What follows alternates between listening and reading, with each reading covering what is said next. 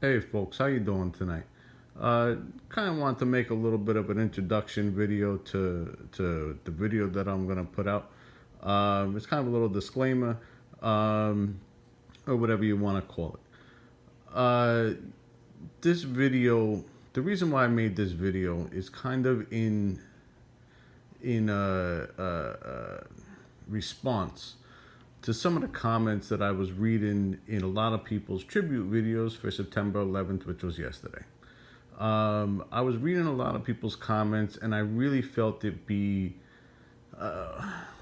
not even borderline inappropriate, but inappropriate for the day. That day, yesterday, September 11th, is a day of memory, a day of remembrance of the people that were lost, of the souls that had passed. Whatever it may be, it's not a day to bring up negativity towards people, groups, anything. That day is a day of remembrance. Nothing more, nothing less. Once you start throwing in conspiracies and this is and that is, you confuse things to the nth degree. Now, I say all that to say, today is December 13th, or September 13th, excuse me.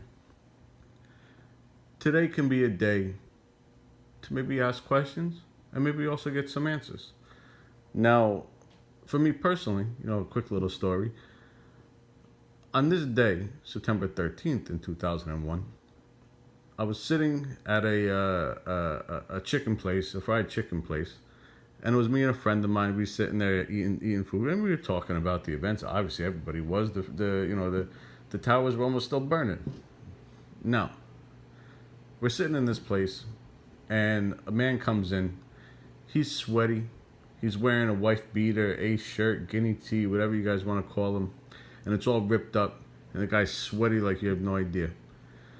And he comes flying into this restaurant, chicken spot, and he starts screaming to all the establishment, all the people that are in there, saying, "I just got a bunch of these MFers. Who's coming with me?" And we all turn and look at this man like, what is he talking about? And as he started talking more and yelling at everybody and called us a bunch of, I guess you can say chumps, to put it nicely, trying to keep it kid friendly. As it turned out, what this man was doing was he was pulling out of taxi cabs individuals that he thought were Muslim, and he was beating them down in the middle of the street. A lot of these individuals were Sikhs. They weren't even Muslim. Regardless, you don't take vengeance out of an innocent party. I don't care who they are. If they're innocent, they're innocent, and let them be innocent. Don't drag them into somebody else's garbage. And that goes with a lot of things in life, but now we're talking about this in particular.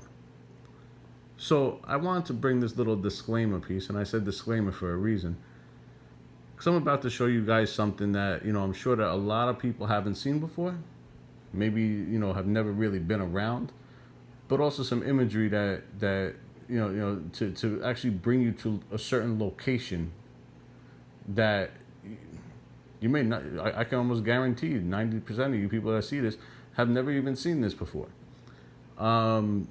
And that's not clickbait neither. And it's kind of if you care to watch it. Now, I do also want to put a little addendum on this whole thing too.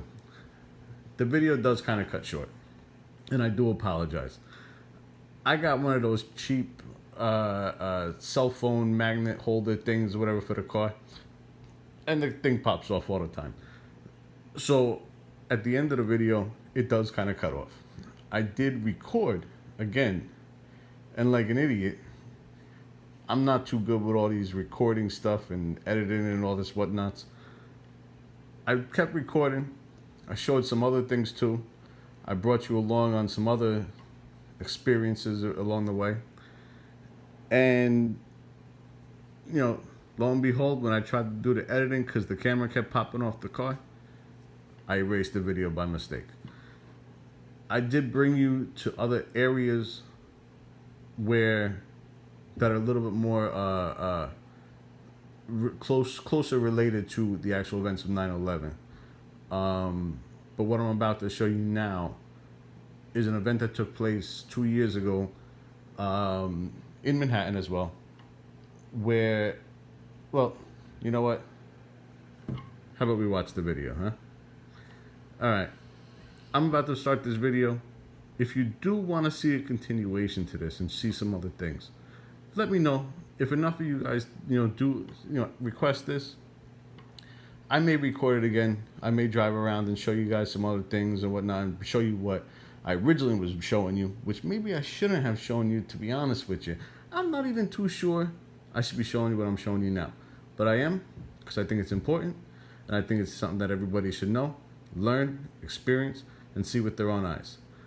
Now, again, if you like this and you want to see the continuation to this, I'll go back out, I'll do another recording, and I'll let you guys know.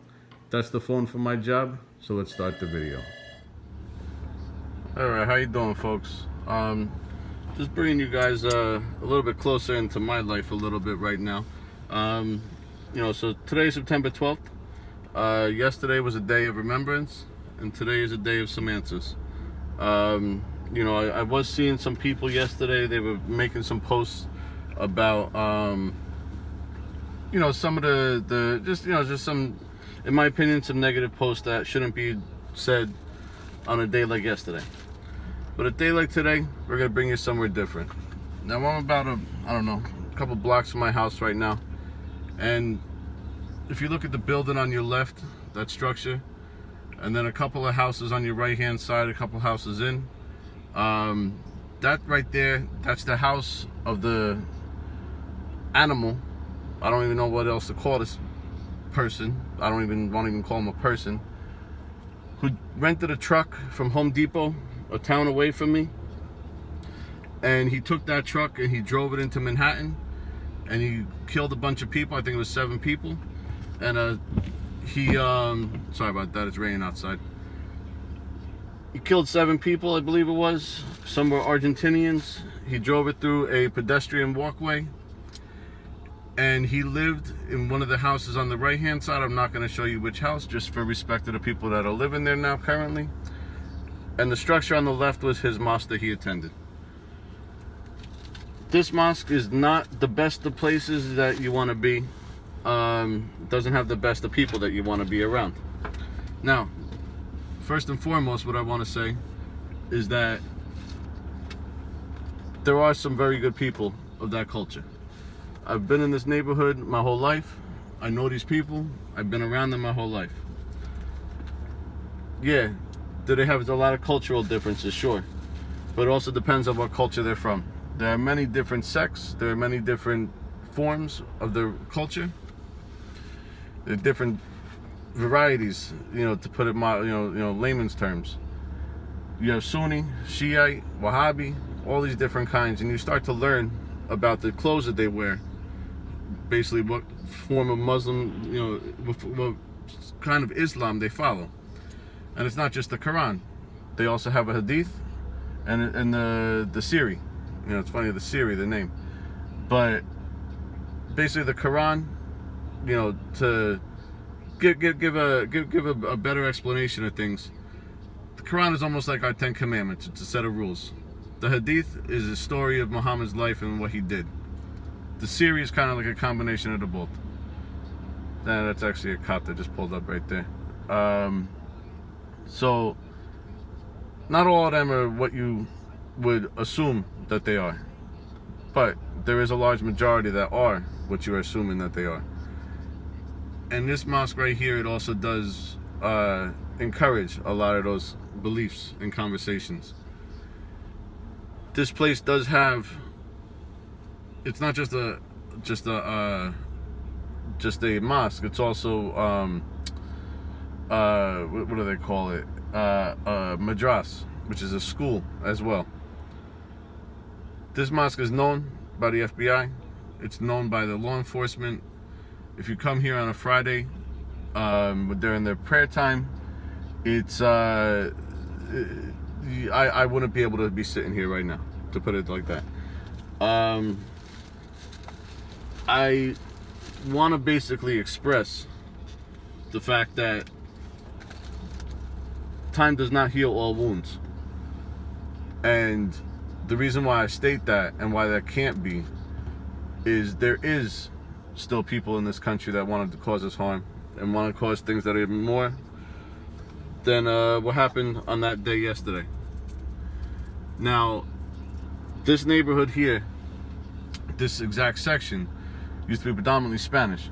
It was a very, very, Hispanic Americans. And it wasn't the best of neighborhoods. It still is not. It definitely isn't. I wouldn't recommend moving here. But within the past, say, 10 years, it's been overrun. Now, we always had a section that was an Arabic section. We always called it Little Baghdad growing up, and it was a very shady area. There's a lot of things going on around there that, it was a shady area. But lately, the influx has been absolutely incredible. Now, I may drive around a little bit and show you guys some of the different areas of the neighborhood and just the way things have changed. And just to show basically the way that we're living right now. It's kind of a place where, International Stacker would feel very comfortable, but he really shouldn't, because a lot of these people here are not friendly. There are cafes and restaurants where you're literally not allowed to go into. There was one instance that happened about a year ago, and it was at a hookah lounge where a Dominican guy, he was with his girlfriend who was also Spanish. It was a Turkish restaurant, Turkish hookah spot, and his girlfriend was Spanish, but she looked Arabic. And these guys walk in, they thought that she was Muslim, they thought that she didn't have her head covered, and she was smoking hookah with a man, and they completely smashed the entire establishment. They threw all the chairs and tables through the window. They beat the guy down really bad. They even beat the girl. There's a cultural difference, and the problem is assimilation. And these neighborhoods around here are changing so drastically. And I wanted to kind of show you guys, just a little bit of something where, some of you people who may be watching this, they never had a chance to experience some of these things. Now, I don't know if you guys saw the gentleman that just crossed the street over there. You can kind of see him walking. I don't know if you can kind of see him. I'm not going to zoom in. But that, by his clothes that he's wearing, he's basically a Wahhabist follower. And those are basically your types that you really got to be wary of. Like I said, growing up around these neighborhoods and growing up around them, you learn quickly about the clothing, about the different things that they wear, certain mannerisms. You pick up on a lot of these things. Now, in these neighborhoods, they are very, very they don't allow outsiders in. Like I said, I'm from here, and sitting here with a recording is not the smartest thing I could be doing right now. But I wanted to kind of show you guys the day after what happened yesterday. The anniversary of one of the most horrific events that this country ever seen. I want to bring you to the other side. That it's not over. It's still a war. It's still a battle. Now, when this event happened on Halloween, when this monster drove that Home Depot truck through the crowd of people, that night, I don't even know how many hours it was, but I had a police helicopter, FBI or whoever. They had to be 15 feet over my house. My bedroom looked like a freaking dance club with the way that the strobe lights and the flickering of everything and the noise and the everything. I mean, it was right over the top of my house, the helicopter. At the time, I had a infant baby. The baby did not sleep whatsoever that entire night. And how could you? How could you? There's constantly you always see that there's FBI surveillance. Our boys are working for us. They are looking. They are observing. One of these cars around here may even be an FBI. This here is a mosque that, now if you can see this gentleman, let me see if I can actually zoom in. If you look at some of the clothes that he's wearing, the hat on his head, that's a Wahhabist. The things that they believe and preach are Sharia and the Sharia laws, and the things that you hear a lot of times. This is a mosque that's a bad place. Again, once again, and I gotta reiterate this, to the umpth. Not all of them are bad. Just like every culture, every race, every nationality, not everyone's a bad apple, but a lot of them are. And with that being said, I wanted to kind of bring you guys into a little bit of a different perspective on things. What happened yesterday, the anniversary 18 years ago, it's not over. It's still being fought. Except now they're influencing a little bit differently. I was being friends with a lot of these people. Things were explained to me over the years, and certain things have always stuck out. And one of them being, as far as the way that they fight these with their wars, and something that was quoted to me from them, is they say that the Western culture, us Americans, we tell time with a watch, and they tell time on a calendar, which means that they don't fight a battle.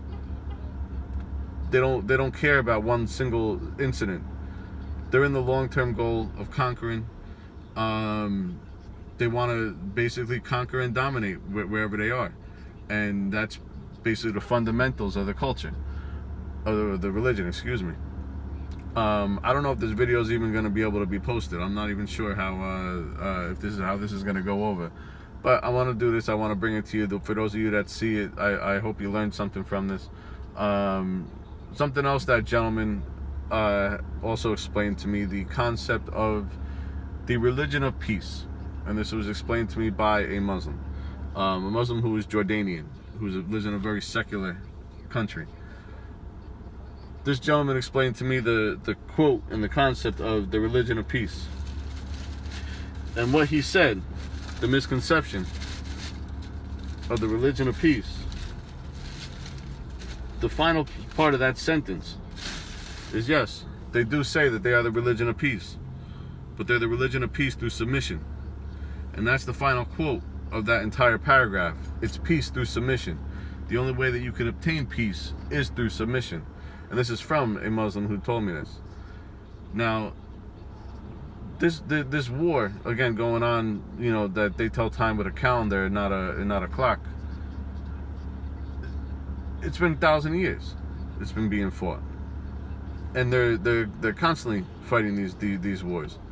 Look up why they picked September 11th.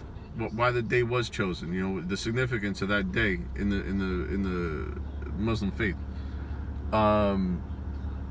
That day has a lot of significance for them, and in the battles of Muhammad. Now, an interesting little bit of information as well about the conquering of them, and this is a part of history that is very, very much forgotten. The years and years ago, 600, 700 years ago, whatever it was, the Muslims, they would conquer lands. And in those lands over in that part of the world, there were Muslims, there were Jews, there were Christians. And this is at the very infancy of Islam. Now, the lands that they would conquer, for the most part, they would kill everybody, keep the women as their sex slaves and their concubines, or whatever you want to call it. The children, would be forced into slavery, slave camps and slavery. They are the first culture that adopted slavery, just to put that out there. They literally perfected it in its fundamental form of what we know it today. But the two groups of Christians and Jews that basically didn't convert to Islam, but they still needed them, they would charge them a tax. And I can't remember the exact name off the top of my head, this tax. These are all stories in the Hadith. The stories of Muhammad's life and Muhammad's journeys and what Muhammad did during his time of rule.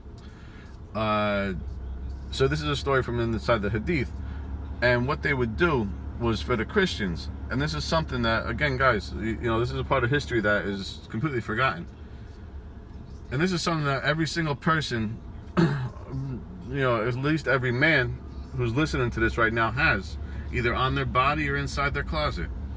And most women, it's either on your body or it's inside your closet. The Christians were given what we call now a belt, and the concept of a belt was a Muslim sign to show that that Christian individual paid that tax. And we now everyone wears belts, to hold your pants up. But back then, in that time, wearing a belt signified that you were Christian and that you paid the tax to the Muslim, cleric or sheikh or whoever, was in control of that land. Now, the other very interesting part of this story is what they did for the Jewish cultures and Jewish people. They gave them something that was adopted by another hateful group, and we kind of all attribute this one sign to that one particular hateful group, and that is actually the yellow star. They would make the Jews wear yellow stars on their body to show that they paid the tax. And in Germany during World War II, they thought that was one of the best, most fantastic ideas, that they adopted it themselves. And a lot of people don't know that the Palestinians, they were very, very, very close and very, with the Reich and the Third Reich and whatnot. This is all history, folks. These are all things that aren't really taught in your schools, because there is a agenda inside the school systems.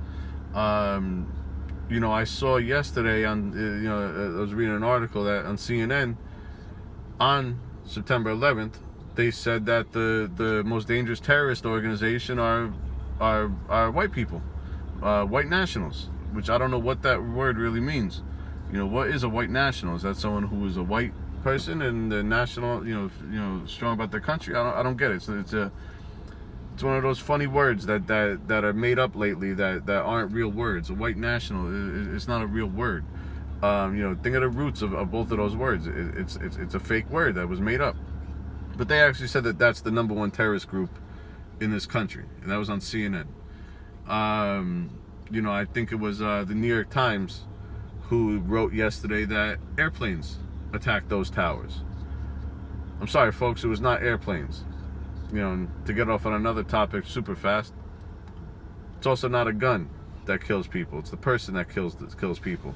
An airplane doesn't kill nobody. It's the person that kills. I mean, you understand what I'm saying.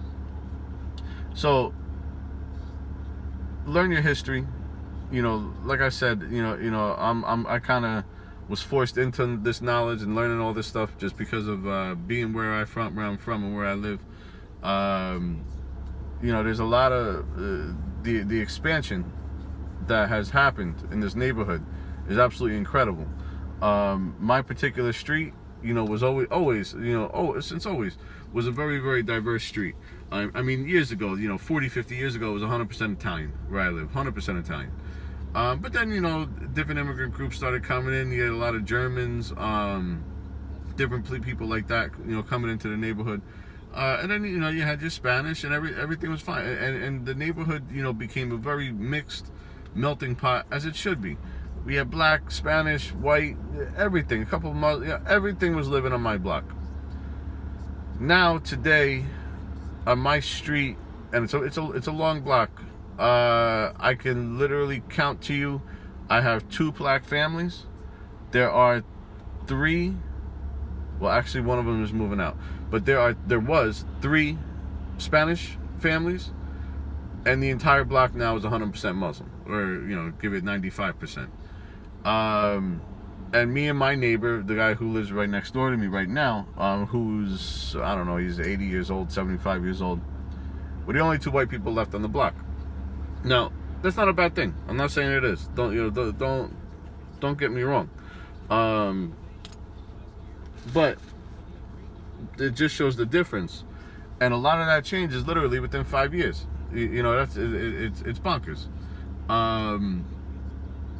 But this is basically where I'm from, guys. I'm like I said, I'm bringing you a little bit closer to my home and where I live. We always wish it was a little better, but this here, it's a problem, and it's not going to change. I got one of these stupid magnet cell phone holder thingies over here. Let me bring you guys on a little drive around before I get. Let's see if this phone stays up and holds up. This road here just got paved yesterday, so this is a good road, but the majority of them ain't the best of roads around here. So we're gonna go for a little drive, and again, one of these houses on the right, I'm not gonna show you which one it is. This is one of the houses that the animal decided to religion of peace, right? So a lot of the establishments around here are Arabic establishments. A lot of them are in their writing. Some of them you're not allowed to even go into. They literally will stop you. There's a couple of coffee places around here. You want yourself a nice Turkish coffee, which is delicious, and they'll stop you at the door. They won't let you in. And this is America. This is where our people and our the amount of things that we've sacrificed around here, and we're basically just giving it up. We're handing it over. So we're gonna go into a neighborhood in a little bit that was the original, what we called Little Iraq or Little Baghdad, either one. But this neighborhood here that we're turning onto, for years and years, going back to the 40s, 50s, 60s, 70s, this was Italian, 100% Italian.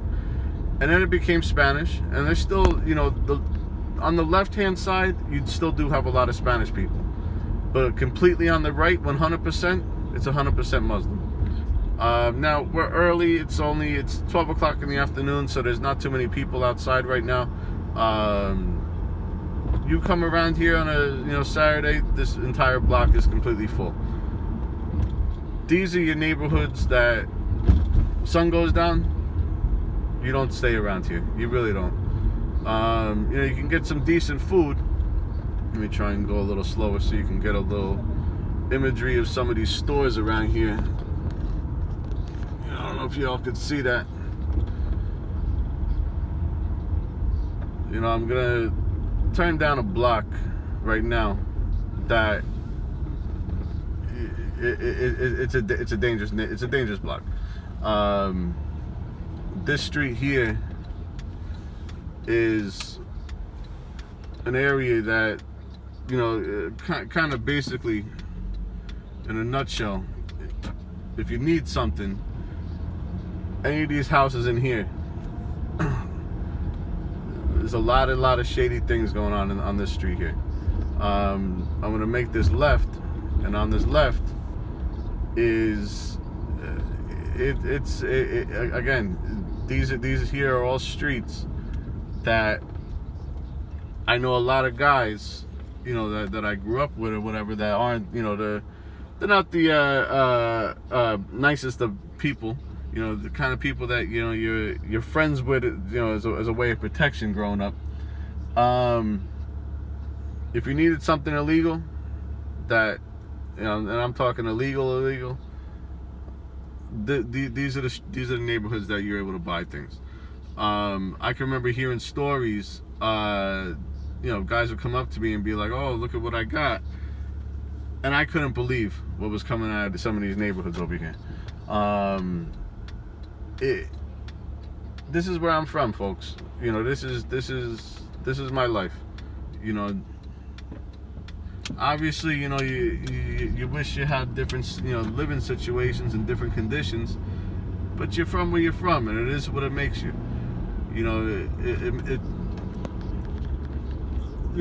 Put it like this: I am trying to get out of here because I got a kid now. When it was just me, that was a little different. You're able to put up with more. You're able to use your head a little more. Really start to put things in.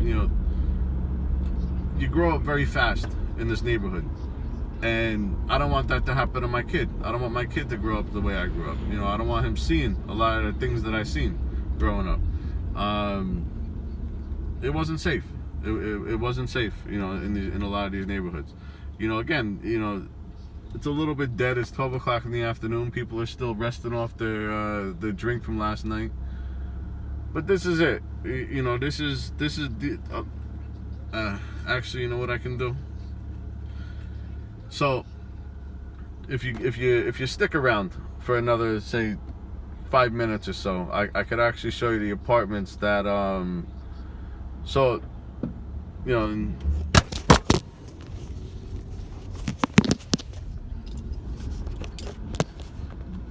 See that? This thing is a piece of garbage. But like I said, if you guys want to stick around for another couple minutes, 3 minutes or so, 2 minutes, we could actually bring you over to where 9 of the 18 hijackers